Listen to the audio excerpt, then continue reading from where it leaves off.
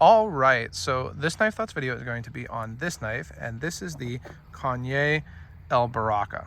And as always with these French or non-American knives, I try my best to pronounce things correctly, but I'm sure that I get them wrong, so please excuse my incompetence on that. I do try. But this is a knife that I've actually wanted for a long time and ended up buying from Knives of France. It's great to have that opportunity to buy French-made knives that are shipped from the US. You can get them quickly and easily.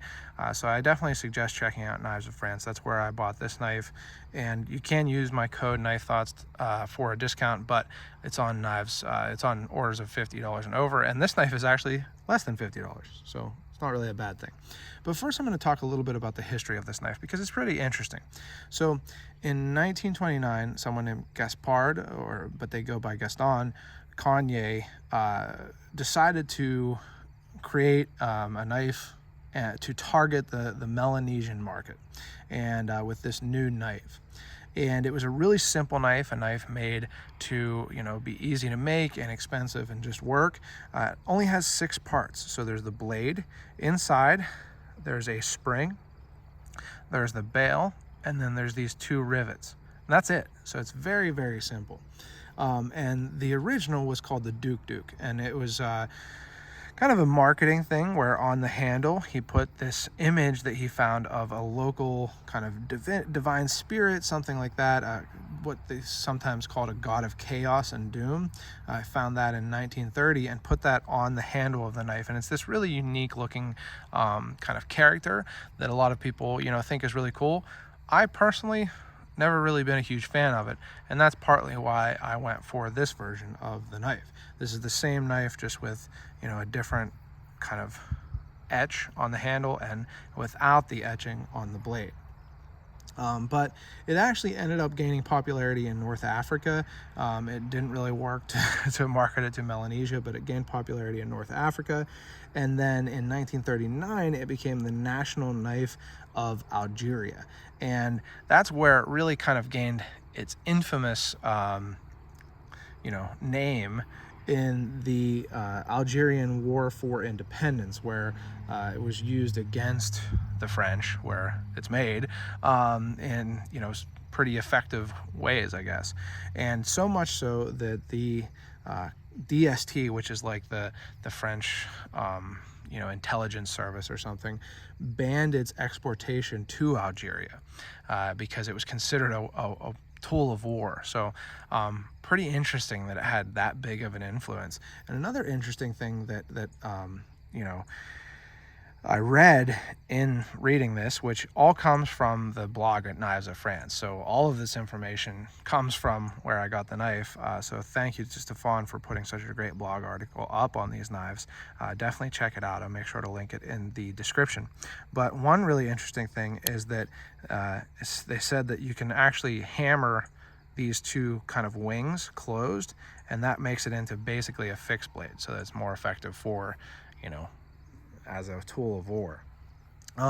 That's just an interesting thing. But this is not the Douk Douk. This is actually the El Baraka. And so the El Baraka is kind of an idea from Islam that means it is divine blessing. And I've seen different kind of definitions of what it means. It's kind of like the path or the way of God or divine blessing, but it's definitely a good thing. It's like a blessing that is El Baraka. And Stefan actually told me that in France it has come to mean like a rule of good luck. So if you have the Baraka, then you should go to the casino.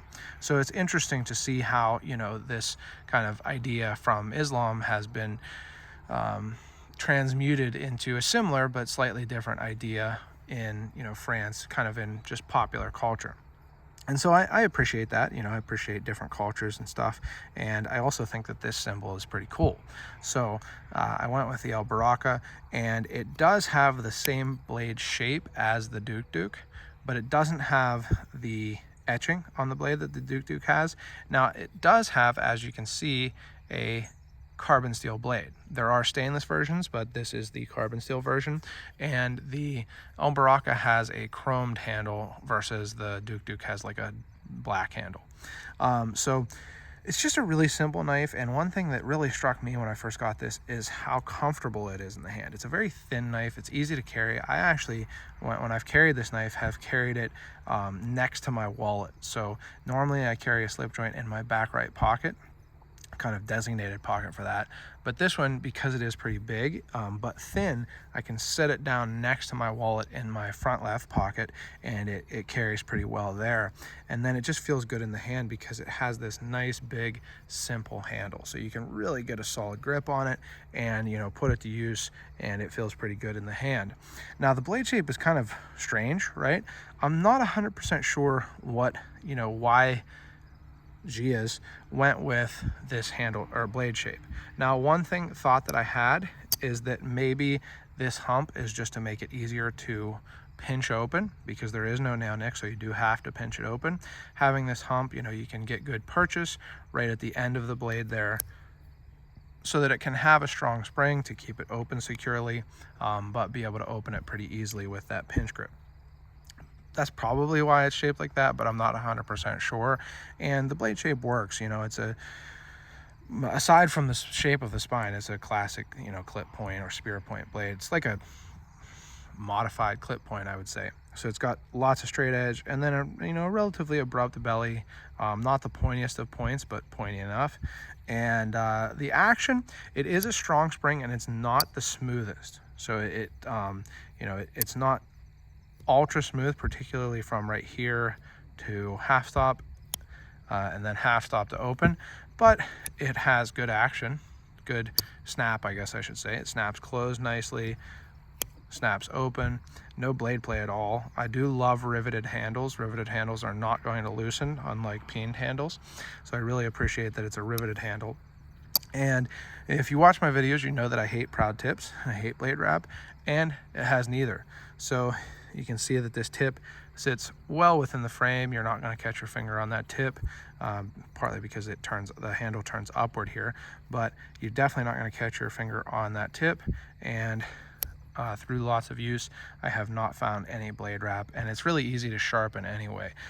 This steel is, you know, it's not a super steel by any means. It's just a classic simple carbon steel, so easy to sharpen and use even if you don't have high-end sharpening equipment. So really a classic knife with a lot of history behind it, one that I have enjoyed getting, carrying, and using. I want to give you some quick size comparisons to some other slip joints. So here is a gradation cutlery number 15. You can see that the El Baraka is quite a bit bigger. And then here is a case trapper, which is much closer in size to the El Baraka, but still definitely a little shorter. So a better size comparison lengthwise of a slip joint is the gradation cutlery number 97. A little longer than the El Baraka, but pretty similar in length. So it's not a small knife, especially as slip joints go, but it is a really simple, classic knife with a lot of history, easy to carry and use, and one that I have really enjoyed having. So if you want to get one of these, I would definitely suggest getting it from Knives of France. Stefan is a great guy, and I think that it's better than buying it from Amazon or something like that. Grab one of these. You know, like I say, if you spend over $50, you can use my discount, but these are priced really fairly even without a discount. So if you want one, grab it from Knives of France. And if you've enjoyed this video, make sure you give it a thumbs up. You can leave any comments below. Make sure you subscribe, click the bell, and select all so you know when I post new videos. Check out my website, knifethoughts.com, where I post articles on knives like this and knife-related topics. And last but not least, as always, don't forget to go out and do good.